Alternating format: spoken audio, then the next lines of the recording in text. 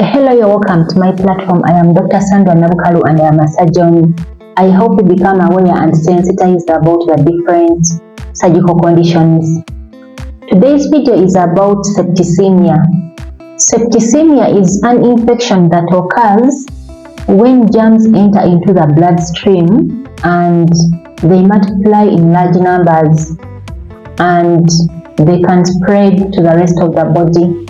The germs that commonly cause septicemia are the bacteria, specifically the gram-positive bacteria, for example, Staphylococcus aureus, Streptococcus pneumoniae, and then the gram-negative bacteria, for example, Escherichia coli, Proteus, Klebsiella pseudomonas. These are just names that we give to these bacteria that cause septicemia. In rare cases, septicemia can as well be caused by fungi and viruses. The germs can enter the bloodstream from a variety of sources. For example, from an infected wound. For example, you got a road traffic accident and you did not show up to the hospital for wound cleaning and dressing. So the bacteria or the germs could have entered the wound during the accident, and because you didn't have any intervention of cleaning the wound, the bacteria can overgrow and then it can be taken into the bloodstream and then you end up with septicemia. The other cause can be a tooth abscess, that is collection of pus at the root of a tooth. And whatever germ that caused this abscess can actually get into the bloodstream and cause septicemia. The germs can as well enter into the bloodstream through contaminated medical equipment. For example, theater instruments, the instruments used during surgery, or through cannulas and catheters. In some cases, the affected individuals can actually have an infection in a given system of the body. For example, the respiratory system in the context of pneumonia or a UTI. And these germs can actually be transported into the blood and they can cause septicemia. Some individuals might have a wound or an ulcer on their body, and this can be a portal of entry of the germs into the bloodstream. Naturally, the body is able to fight off small amounts of germs, but when the germs are in large numbers, they can overgrow and spread, and they can enter the bloodstream, and this can result to septicemia.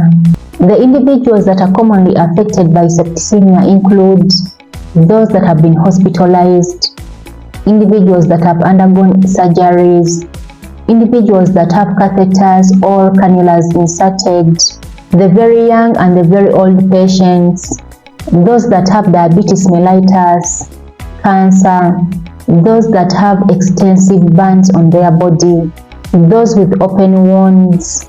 The common signs and symptoms of septicemia include fevers, chills, general body weakness, excessive sweating, as well as a drop in the blood pressures. There's something I really want to emphasize about septicemia. Septicemia can trigger a life-threatening complication called sepsis. Sepsis is an extreme reaction by the body to an infection, and unfortunately this reaction can cause damage to the organs of the affected individuals, and the organs can shut down, and this can result into the death of the patient. Presence of germs in the bloodstream will cause a recruitment of the cells of the immune system. These cells produce some chemicals called cytokines, and some of these cytokines cause a widening of the blood vessels.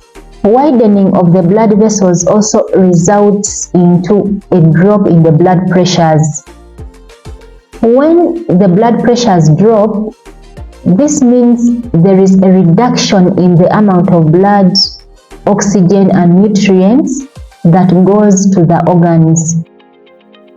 Therefore, these organs will be deprived of oxygen, nutrients, and blood. The organs also shut down, and this can result into the death of the patient. Therefore, the complications of septicemia include failure of the organs, for example, respiratory failure, kidney failure, liver failure, bone marrow suppression. Some individuals can as well have a condition called disseminated intravascular coagulopathy, because when they have septicemia, there is increase in the viscosity of the blood becomes thick, and also the red blood cells are not as flexible as usual, so there is clot formation in the blood vessels, a condition called disseminated intravascular coagulation, DIC. Some individuals might have multi-organ failure, that is 2 or more organs failing, or they might show inappropriate functioning. The investigations that we carry out in septicemia include a blood culture and sensitivity. And usually the blood sample is taken off before any antimicrobial agents have been administered. And the culture and sensitivity can help us ascertain the causative germ, whether it is a bacterium, a fungus, or a virus. And this can help tailor our management. We can as well carry out serum lactate levels.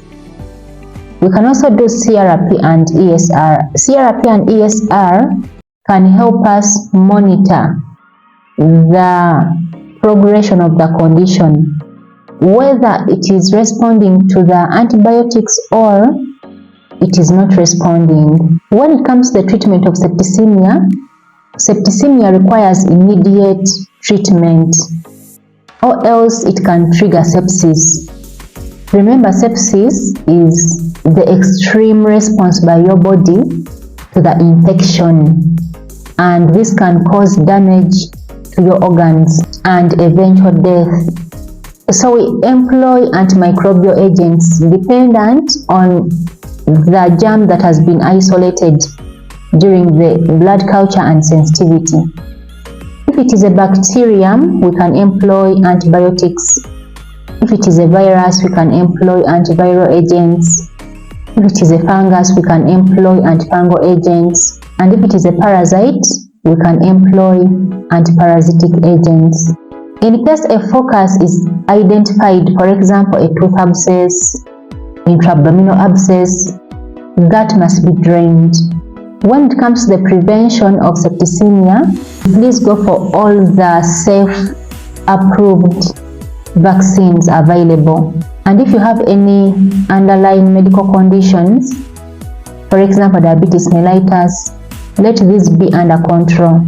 Please also maintain a good personal hygiene by showering daily, brushing and flossing your teeth every after a meal, as well as washing your hands regularly. Please also take the necessary precautions to avoid trauma to your body. And if you ever sustain any injuries on your body, please show up to the hospital such that these injuries can be cleaned. And if they are deep injuries, let them be sutured. And let them be dressed with a sterile dressing, and the dressing should continue until up to a month from the time you got the injuries, because this can prevent germs from entering into the wound. The take-home message is, when left untreated, septicemia can trigger a life-threatening complication called sepsis. Sepsis is an exaggerated body's response to the presence of germs in your blood. This exaggerated response by your body can cause damage to your organs and eventually death. Therefore, if you see any of the signs and symptoms of septicemia that I laid out earlier, please show up to the hospital for prompt management. Thank you so much for watching. Please share my videos and also subscribe. See you in my next video. Bye.